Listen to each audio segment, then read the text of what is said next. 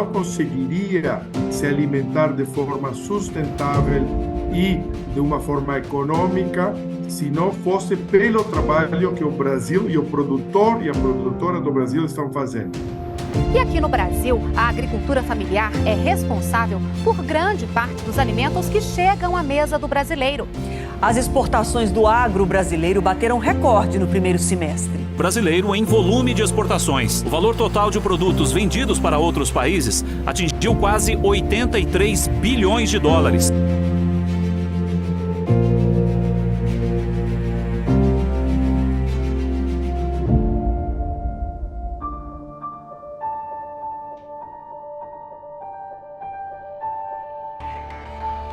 Abril Vermelho, o MST invadiu 800 hectares de terra em Pernambuco. Sem terra, a Frente Nacional de Luta Campo e Cidade invadiu fazendas do oeste do estado de São Paulo durante o final de semana. Teve a invasão aqui na Fazenda Cedro, no grupo Santa Bárbara. Já está quebrando tudo. A Justiça Federal vai decidir a quem pertence a Fazenda Santa Henrique, no interior de São Paulo. Ela foi invadida há uma semana por militantes do MST que destruíram milhares de pés de laranja. O grupo do MST invadiu uma área altamente produtiva no DF, onde produtores rurais foram colocados através de programa do governo federal no início dos anos 80.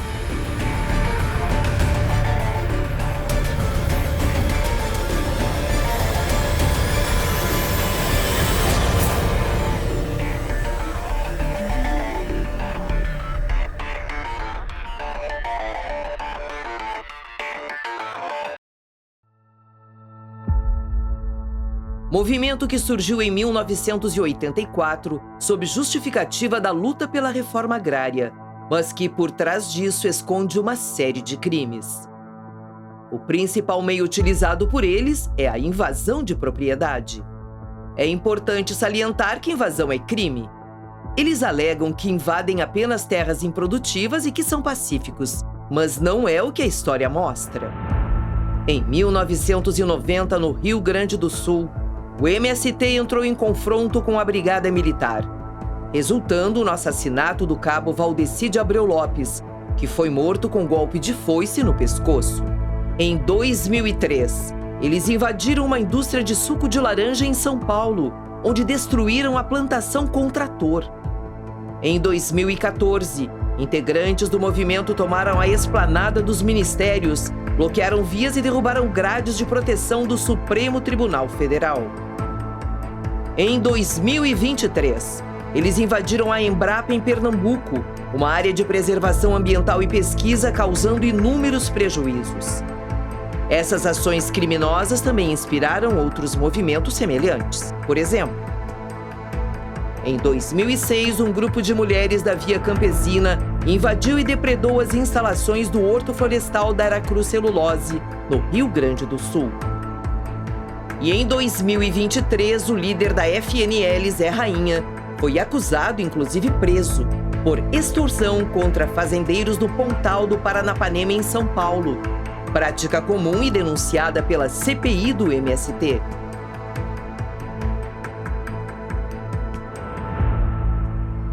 É evidente a ligação de políticos e partidos de esquerda com o MST e demais movimentos. Políticos do PT e PSOL ostentam bonés do MST e fazem campanha política dentro dessas invasões. Também há fortes denúncias de ligações destes movimentos com o Foro de São Paulo e guerrilhas revolucionárias como Mir Chilena, Farc e PC cubano. Agro não é pop, o agro é tóxico, o agro mata. O agronegócio que é fascista e direitista. Os maiores causadores do impacto ambiental é a agropecuária.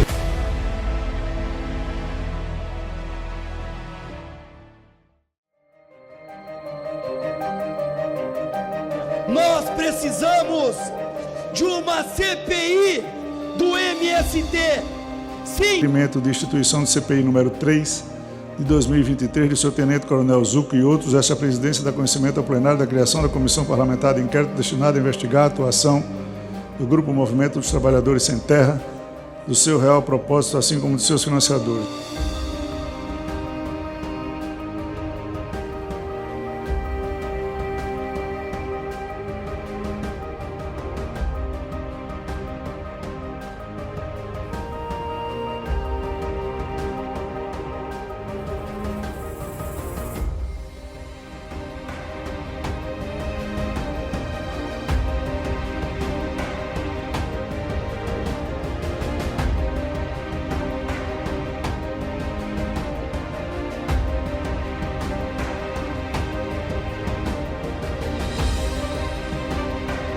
Nós não podemos esperar o sangue no campo para tomarmos uma atitude. Nós temos que respeitar o agro.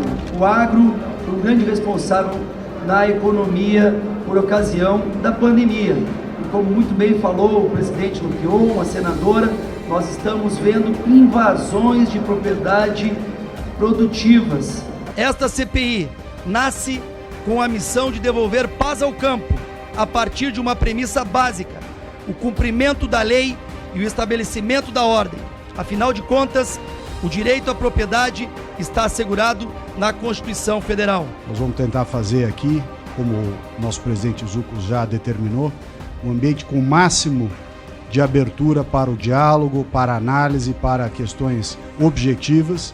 Primeiro, agradecer a confiança de todos os colegas pela primeira vice-presidência para a instauração de um inquérito policial, e nós temos delegados aqui e membros do Ministério Público. É necessário indícios de materialidade e autoria, e para requisito formal de abertura de CPI são os fatos e o período em que os crimes foram cometidos. Para que a gente possa, enfim, descobrir tudo que ainda está oculto em relação a toda essa movimentação que vem ocorrendo no Brasil, coincidentemente após o presidente Lula assumir novamente a presidência da República. Vamos avançar para que a gente tenha resultados efetivos nessa comissão. Muito obrigado.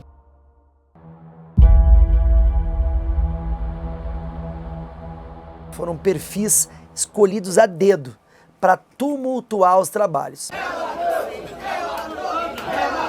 Unidade que é bandido! Bandido! Assassinado! Houve ou não houve? Matou, deputado!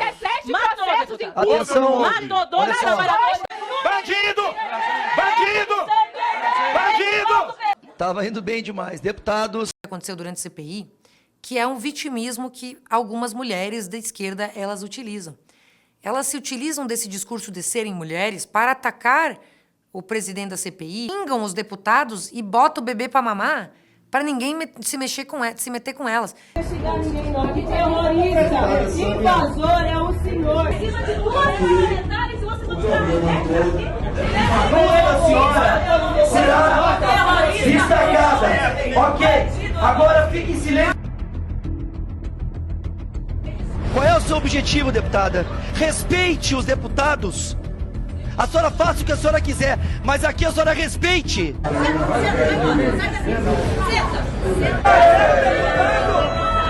bater! Vai bater! Vai bater no deputado! A deputada Camila trouxe produtos da reforma agrária.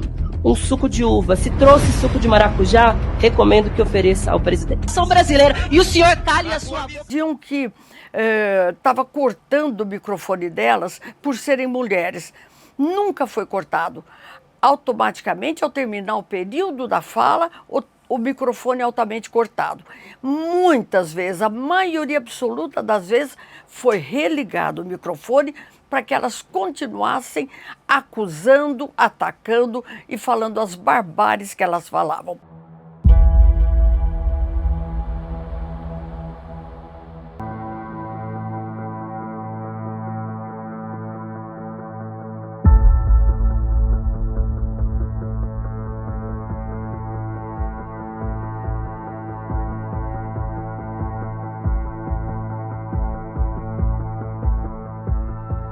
O governo, como você bem me perguntou, se sentiu acuado, foi para cima, né? Retirou 7 membros, inclusive eu, fui retirado da CPI do MST, né? E fez tanta pressão que a gente sente que o grupo todo, né? Todo a CPI do MST, a gente conseguiu botar o dedo na ferida.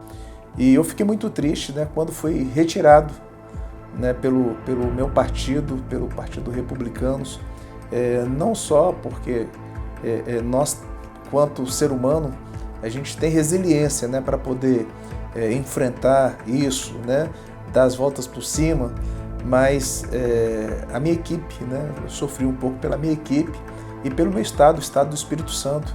E aí, infelizmente, a velha política, né, de articulação do governo, mas fez isso com muito afinco para tentar tirar a maioria que o setor da agropecuária tinha na CPI, justamente para evitar que nós chegássemos aonde nós praticamente já chegamos, que é a verdade dos fatos e os responsáveis por trás de tudo isso. E a prova de que funcionou, né, que as investigações realmente estavam tirando muita sujeira do tapete, foi essa tentativa de trocar os membros ali que faziam parte do colegiado.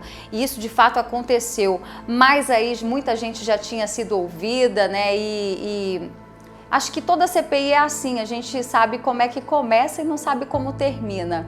Mas essa, sem dúvida, foi uma de todas as outras que tiveram esse viés investigativo, essa, sem dúvida, foi a que mais deve trazer resultados.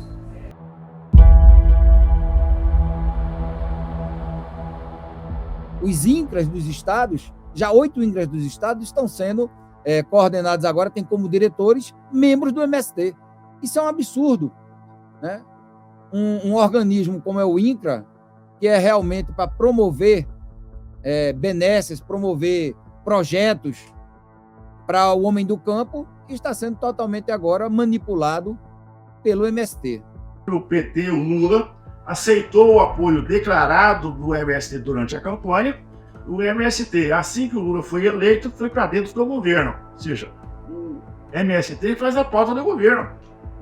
Realmente uma perda aí para o governo, especialmente porque o governo tem uma ligação muito forte com esse movimento, especialmente o MST, né? Ao passo que vários cargos no governo foram nomeados para pessoas que são integrantes, ou enfim, militantes aí desse movimento. Então, sim, né, eu acho que ao passo que você expõe, né, até a vinculação aí de líderes do movimento nos gabinetes de deputados e outros fatores também, né, como eu acabei de mencionar, a questão dos cargos no governo, eu acredito que sim, é um ponto negativo. Nós tivemos um fato emblemático e que eu acredito que serviu de estopim para que essa CPI fosse instalada. Qual fato? O convite feito a João Pedro Stedley para que ele integrasse a comitiva presidencial à China. Nós estávamos naquele momento justamente no Abril Vermelho, onde o MST tocava o terror no campo e olha, o líder nacional do movimento sendo paparicado pelo Lula. A gente quer saber por que de repente muda o governo, entra um governo novo, começa a ter financiamento de invasão, movimento organizado, começa a ter ondas e ondas e ondas, ou seja, alguém está bancando essa conta e alguém está organizando esse serviço.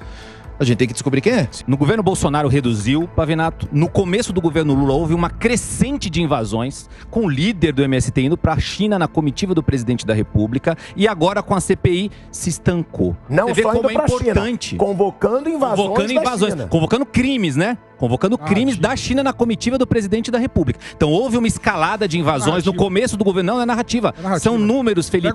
São fatos. Verão mobilizações em todos os estados. Em todos os estados. Seja marchas, vigílias, ocupações de terra. As 1001 formas de pressionar que a lei, que a Constituição seja aplicada.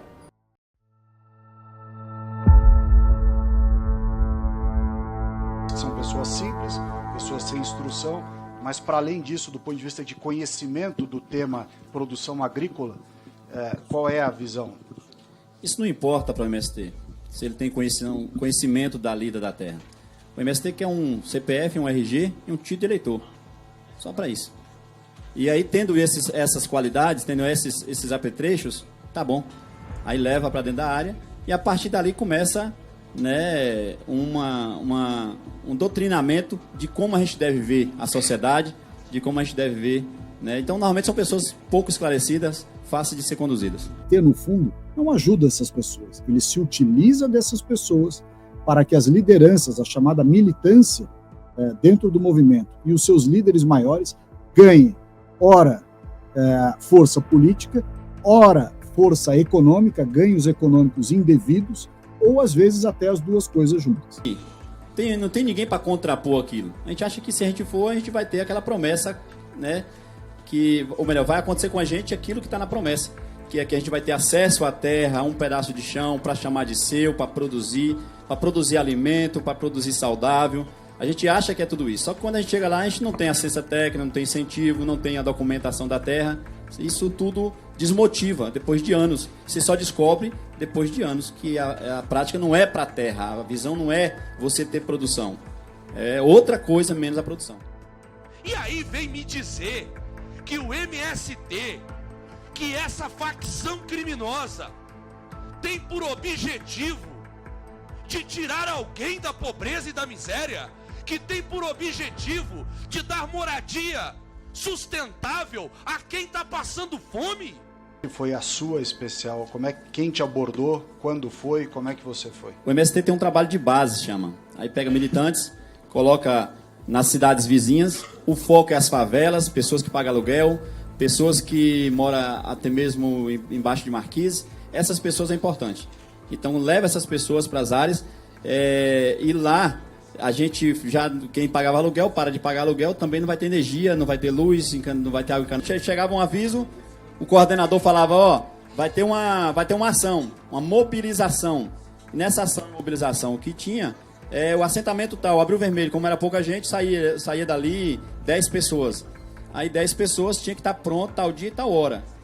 Entrava no ônibus e não sabia para onde ia. Quem conseguia o ônibus?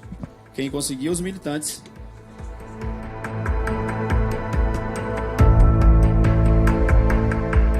Acreditem, eles também obrigam para que votem os candidatos indicados por esses movimentos.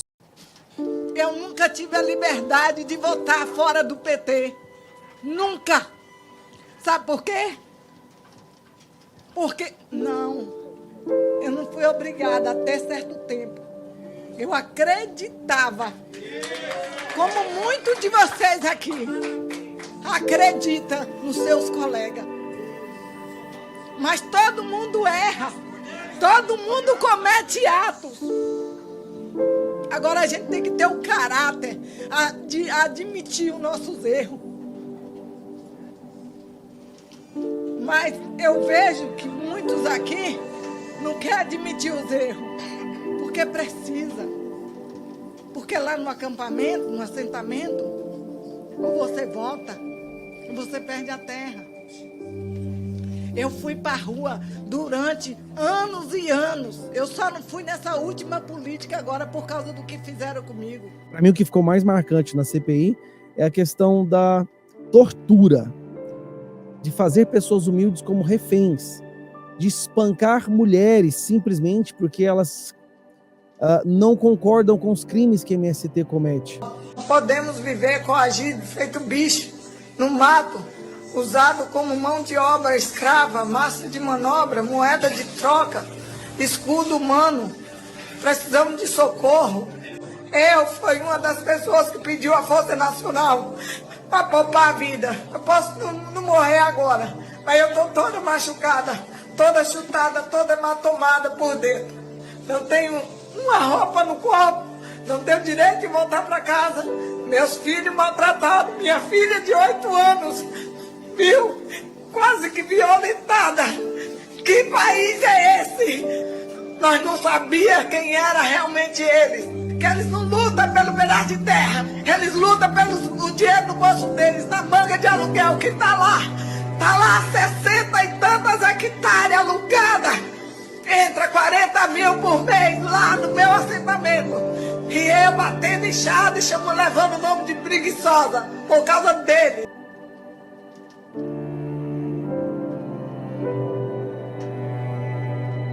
Gostaria de começar parabenizando e me solidarizando com a dona Vanusa, né, que foi espancada. E a gente vê aqui na comissão tantas mulheres do atual governo que se vitimizam perante nosso presidente, nosso relator, e sequer abrir a boca para dar uma palavra de consolo, carinho e conforto para a senhora. Então a senhora tem toda a minha solidariedade e meu respeito. Podem ter tido tantas quantas outras CPI lá para trás e os resultados dela não nos diz respeito. O que vai nos dizer respeito é esta que está sendo apurada hoje e aqui. Porque ela está apurando exatamente situações de um grupo que não é um movimento social, mas um movimento, sim, de marginais, que invadem, que quebram, que põem fogo em sedes de fazendas, que matam animais, que mais? O MST trabalha contra a titulação como uma estratégia de manter a cabresto todos os acampados. E detalhe, quem se levanta contra essa situação sofre na pele as consequências. Chegaram por volta de 8 horas da noite, quebrando a minha barraca de machado e foice comigo e minha neném lá dentro. Aí eles rebentaram a porta, que eu estava trancada lá dentro. Aí eles rebentaram a porta e foram até no quarto onde eu estava com a minha bebê. E puxaram ela de mim, que arrancou o couro, me passando entre o berço e o esteio, porque a nossa casa era de capim. Pra gente, o que esse grupo faz? Esse grupo, eles sequestram pessoas humildes com uma falsa promessa de que essas pessoas vão ganhar um terreno de terra, o que é mentira, tá? E quando essas pessoas começam a despertar para o fato de que elas foram enganadas e usadas como massa de manobra, e elas querem colocar a boca no trombone e alertar outras pessoas que também não sejam feitas reféns, esse grupo destrói a vida dessas pessoas. Isso é muito constrangedor, é muito humilhante. É muito humilhante. Tiraram minha filha dos meus braços, levaram não sei para onde. Aí o que aconteceu, doutor? Pegaram minhas coisas, quebraram todas. Eles falam que não tem arma, doutor, mas tem. Eles tinham armas poderosas que a polícia tem, eles têm também.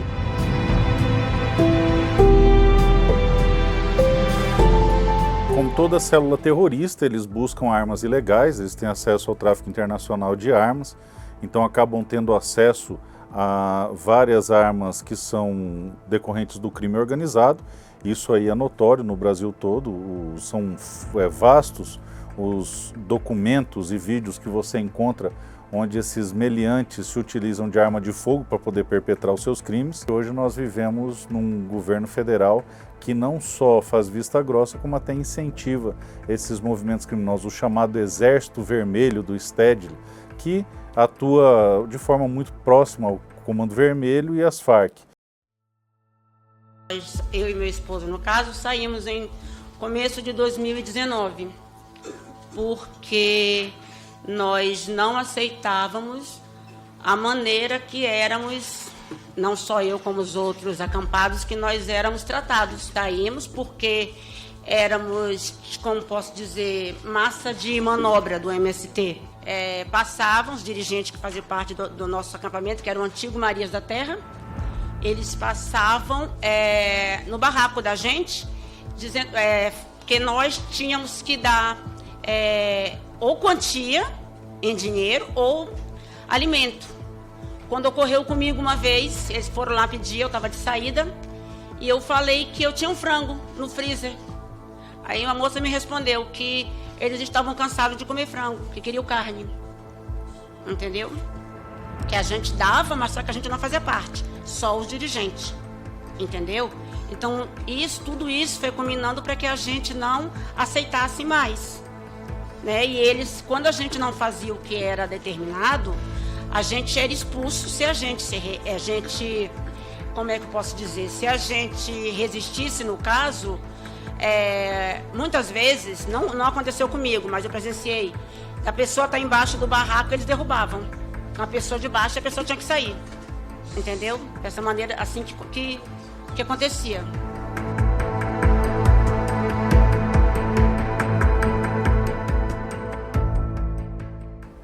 É um movimento verdadeiramente criminoso que comete crimes dentro de terras produtivas, queimam casas, que matam pessoas, que cometem crimes com pessoas sendo escravizadas, que usam cidadãos pobres para usar o dinheiro que vai para esse movimento em prol de si, contra pessoas humildes.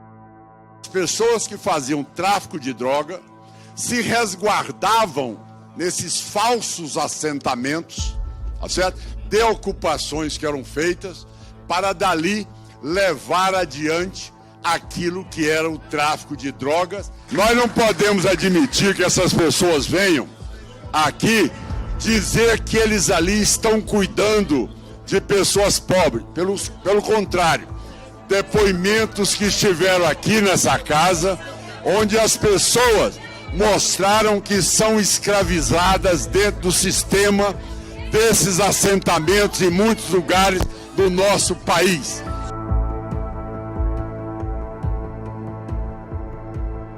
Apresentei a convocação do Stedley e do Rainha justamente por eles serem as duas figuras principais da investigação envolvendo a MST e outros movimentos como a própria FNL, que é liderada pelo Zé Rainha, né? E foram dois dos depoimentos mais importantes na minha avaliação.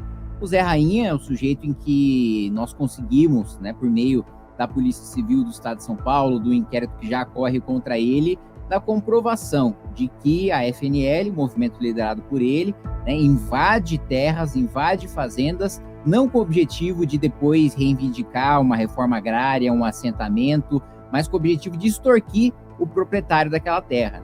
Qual foi o faturamento do ano anterior, o orçamento da FNL? Não sei, não tenho. Como o senhor não sabe se o senhor é líder da Frente Nacional de Lutas? Líder é uma Como um líder não sabe quanto se arrecada, se é quem coordena a Frente Nacional de Lutas. Essa é a grande realidade que não está sendo debatida aqui, porque ele está com dois advogados que trabalham de graça para ele, que dizem e orientam para ele que ele não pode simplesmente responder sobre os seus inquéritos, porque ele tem mais de 40 inquéritos. Está aqui, não sou eu quem está dizendo, está aqui somente no estado de São Paulo. E vamos aproveitar o José Rainha aqui, porque em cima desses 40 inquéritos, quem sabe ele pode voltar para a prisão em qualquer momento. Se a gente for configurar a incitação das invasões, né, a organização, que até nas redes sociais do movimento e do João Pedro Stedley, a gente já configura vários crimes cometidos aí pelo líder do movimento. Além disso, né, nós temos depoimentos de várias testemunhas, ex-membros do MST, com crimes cometidos pelo MST, que é um movimento o qual ele coordena. Então, assim, não tem como a gente não trazer essa ligação dos crimes cometidos contra os próprios membros, contra propriedades privadas e contra propriedades públicas, né, sem a ligação com ele. Seu João, em 2014, o MST tentou invadir o STF, mas a invasão foi contida por policiais. A pergunta: essa ação foi coordenada por Vossa Senhoria ou por alguém que compunha o movimento? Eu desconheço esse fato. Não me ocorre que alguém do MST tem... Aliás, vocês estão acompanhando, quem invadiu o STF foi outra do turma. Movimento dos Trabalhadores Sem Terra entraram em confronto com a Polícia Militar durante marcha em Brasília. Os manifestantes revidaram com pedras e paus. 22 PMs ficaram feridos.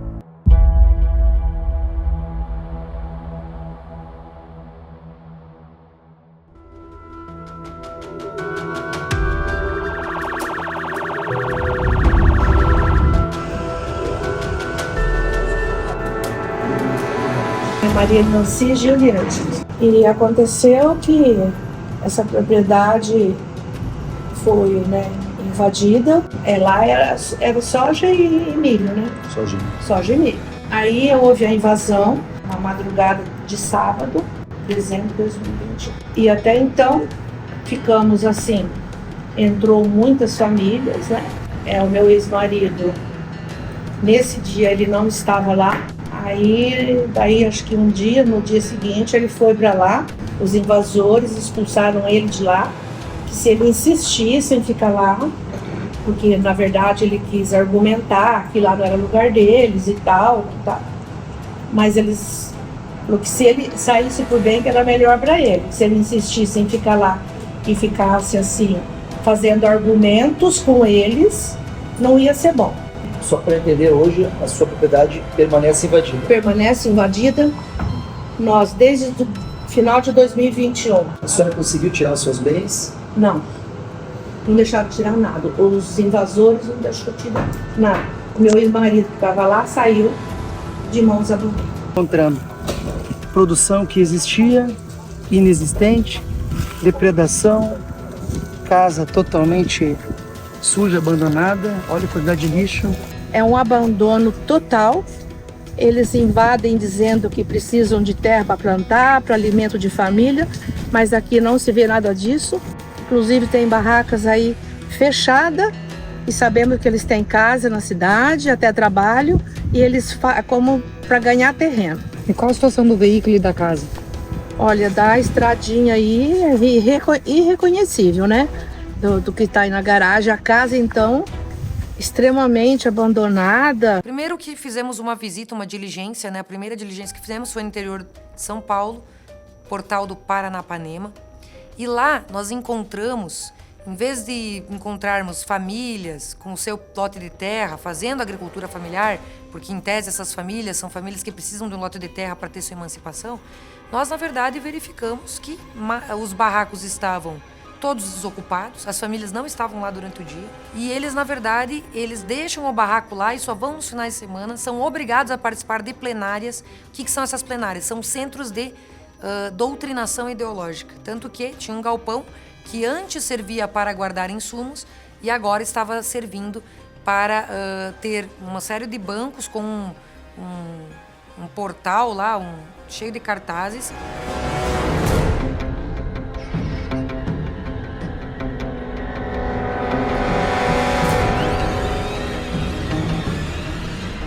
E as pessoas que têm que ir nessa plenária todo sábado, quem não vai na plenária sofre a disciplina. O STED ele esteve conosco lá na CPI e relatou que dentro dos assentamentos eles têm regras próprias. O principal é que haja leis feitas pelos próprios acampados e eles aplicam a lei. Isso aqui não tem nada a ver com acesso à terra, isso aqui não tem nada a ver com produção agrícola, com agricultura familiar, não tem nada a ver com isso. Então, realmente, é um momento onde ressalta a importância das diligências, né? A gente viu num simples depoimento, que entendemos ser importante acompanhar, até para verificar a veracidade. Estamos aqui no local onde deveria ter maquinário, onde deveria ter sementes, onde deveria se falar sobre realmente algo que voltasse a uma reforma agrária, mas não é o que encontramos. Através dessa diligência, nós conseguimos trazer documentos, elementos probatórios robustos para a CPI, que comprovam efetivamente que o Estado, sobretudo nesse caso o Estado de Alagoas, estava e está financiando esses movimentos, pagando alimentação para os manifestantes, pagando transportes para que os manifestantes saiam dos assentamentos para os locais de manifestação, pagando também lonas para que esses manifestantes construam os seus acampamentos. Contratos do Instituto com empresa de transporte, com dispensa de licitação, praticamente sempre a mesma empresa, com objeto social de transportar integrantes do movimento para manifestações, dito explicitamente nos contratos. Só não pode ficar na praça pública, tem que sair, tem que voltar para a sua origem. E é feito isso como? Arranjando ônibus. Então vocês fazem um esforço para que essas pessoas, muitas vezes acampadas, elas saiam o mais rápido possível desses locais. Da cidade. Isso, para voltar para os seus assentamentos. Desses postos de manifestação.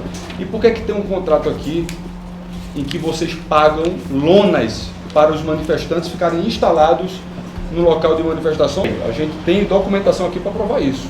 De 2015 a 2023, foi pago pelo Iteral somente a empresa Leilton Lopes Calheiros. É sempre essa empresa.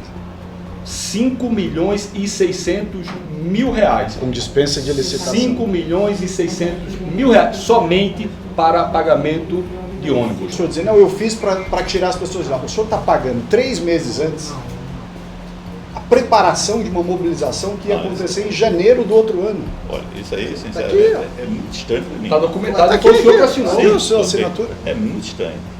Eu prefiro... O senhor acha que alguém falsificou sua assinatura? Não estou dizendo isso. Eu estou dizendo que, no momento, eu acho que se a conversa nossa, se é nesse nível assim, não, obviamente não é assim. Deixa eu não perder o negócio assim. Depois o Paulo falar. Eu, obviamente, teria pedido o meu advogado para acompanhar. Um completo absurdo, uma relação esquizofrênica, já que esses manifestantes dizem protestar contra o Estado para pleitear uma reforma agrária. Como é que eles estão se manifestando, praticando manifestação contra o Estado, e o próprio Estado está financiando esse movimento, que só comprova que o Estado de Alagoas, os políticos locais utilizam esse movimento como uma plataforma política para se perpetuar no poder.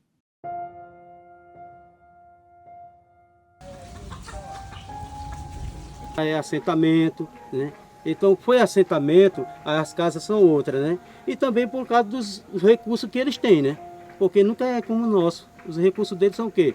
Aí, L200, outros carrão aí de passeio aí novo, zerado, que nós mesmo ali limpando a levada ali.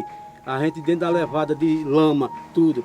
Então, a senhora Débora Nunes veio num carrão, nem o vidro baixou, fez a manobra lá, veio olhar se a gente estava trabalhando e voltou. Então, ela tem casa, aqui? Tem. Quem que é a Débora? A dirigente geral do MST do Estado de Alagoas. Aqui de trabalho escravo aqui, viu? É trabalho escravo, não é tudo que o senhor falar aqui, viu? Tá certo, fica tranquilo, mas você vai responder também, viu? Deixa ele falar. Se não for verdade, você responde. Isso. Tiraram 9 toneladas de macaxeira de uma roça só. A R$5 ele vende o quilo. Nós batemos com a força do nosso braço.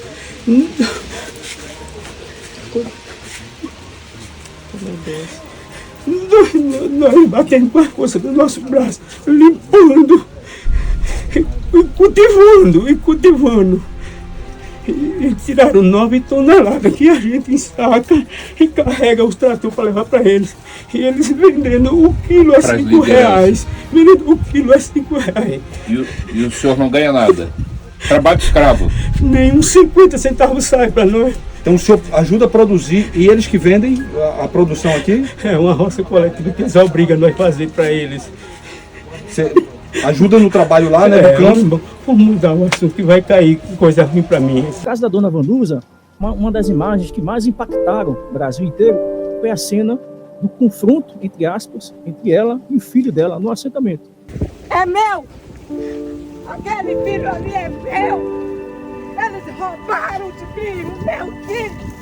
Ele passou fome junto comigo para construir isso aqui! Fala pra mim, filho! Que eu sou fake news! Fala pra mim! Que eu não ajudei esse movimento! E na hora que eu quis ser livre, aconteceu comigo o que eu não sei. Nós somos livres aqui. Nós não somos livres. Sim. Aqui tá nós não somos livres. Pra sair negociar, nós não deixamos vocês entrar? Livre? Livre? Ela está mentindo, dizendo que... Ela está mentindo, dizendo que essa casa era dela. Era dela. Conheço meu filho, eu criei o caráter de um filho, eu tenho caráter, e esse caráter eu dei pra você, meu filho. Tá ali porque ele quer, gente. Ele não tá ali porque ele quer, eu não posso provar. O filho dela é produto, é resultado dessa doutrinação ideológica.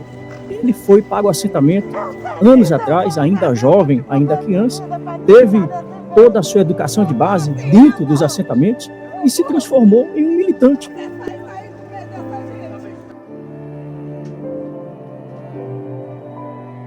Produtivo não é, mas não é assim que funciona, pegar e simplesmente ir lá e invadir uma propriedade. Na verdade, tem gente boa no meio, não vou dizer que não tem, mas eu acho assim, que é mais uma massa de manobra do que o resto. Invasão de propriedade e outras questões mais que trazem insegurança jurídica ao campo, desestimulam esse desenvolvimento. E assim mesmo, e apesar, o Brasil tem se desenvolvido.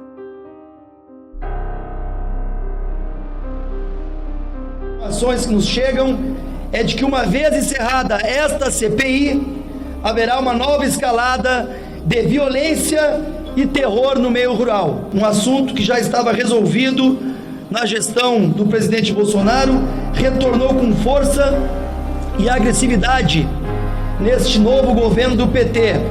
Além de se omitir, o Palácio do Planalto premiou lideranças sem terra com cargos na administração federal, punindo o setor econômico mais importante do Brasil, o agronegócio. Neste exato momento, facções políticas da extrema esquerda estão aparelhando o Ministério do Desenvolvimento Agrário e o INCRA, por meio de documentos, relatos de testemunhas e diligências em acampamentos. A CPI do MST descobriu uma verdadeira indústria de invasões de terra. Por trás dessa máquina de terror, existe uma organização criminosa que se aproveita do fracasso do nosso modelo de reforma agrária para a prática dos mais variados tipos de crimes: invasão de propriedade, depredação, furto, extorsão, ameaça, lesão corporal, maus tratos aos animais, trabalho análogo à escravidão, violência contra a mulher, crimes eleitorais, porte ilegal de armas de fogo, entre outros.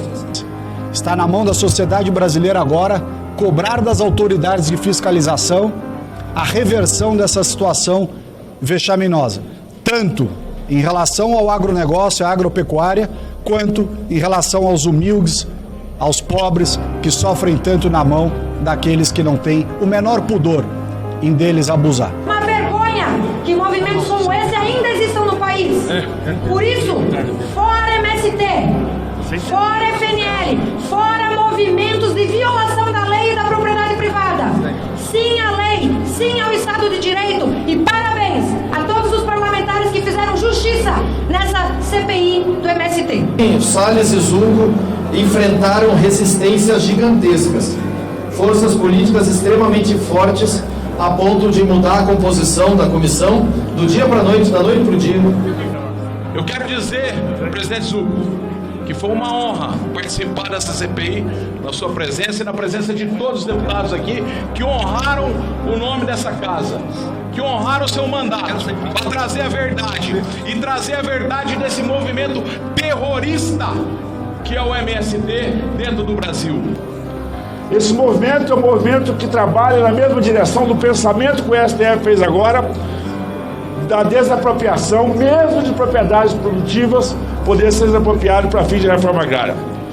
O objetivo é desestabilizar a economia do país, acabar com o direito de propriedade e, naturalmente, o Estado se apoderar de tudo isso e todos nós. Já não somos donos de mais nada, não temos liberdade de mais nada. Esta bancada que aqui está fez o trabalho que não foi feito em 500 anos nesse país. Mostrar os verdadeiros grileiros, mostrar os verdadeiros criminosos. Os produtores não são bandidos, bandidos são aqueles que querem tomar a propriedade alheia. Todos os dias eu encaminho para o deputado Zucco, Ricardo Salles, áudios extraídos de grupos de WhatsApp, textos, relatos de ameaças aos depoentes, especialmente a senhora Vanusa e o senhor Liva, que aqui estiveram.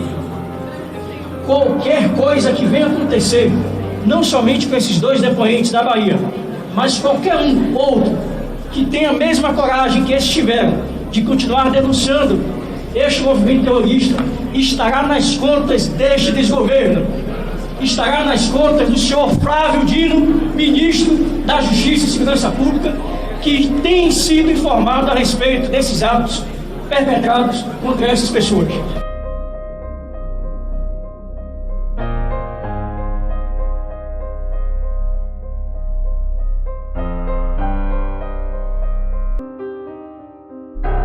Depois a CPI também descortina, desmascara essa indústria de invasões de terra no Brasil que fazem com que, sobretudo, as lideranças desses movimentos tenham ganhos econômicos e políticos indevidos em cima dos pobres.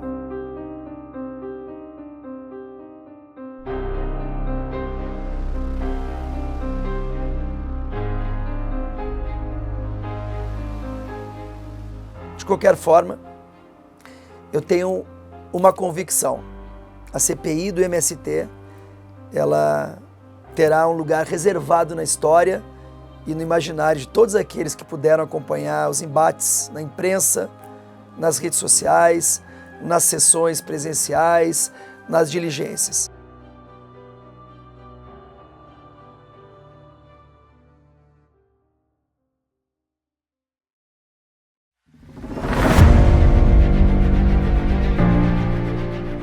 Além dos crimes, dos problemas, nós vamos deixar um conjunto de leis para punir com mais rigor esses invasores de propriedades públicas e privadas. Estamos entregando ao presidente da Câmara dos Deputados, Arthur Lira, uma lista de projetos que endurecem as penas contra os invasores de propriedades, batizado de Invasão Zero. Esse pacote legislativo reúne propostas apoiadas pela Frente Parlamentar da Agropecuária.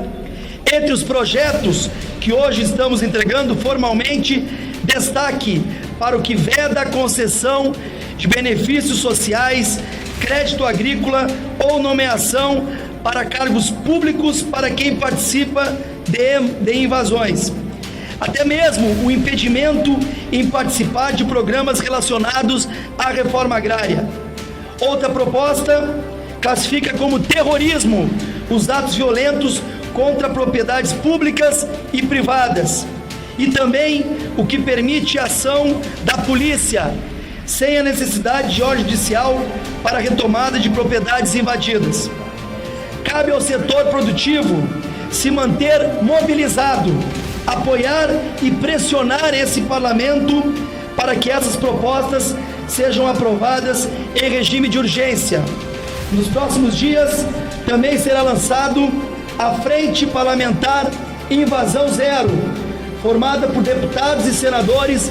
O colegiado terá como objetivo a fiscalização e a tomada de providências para imediata desocupação de áreas invadidas. O MST deveria ser extinto. E essa convicção não é ideológica, tampouco oportunista.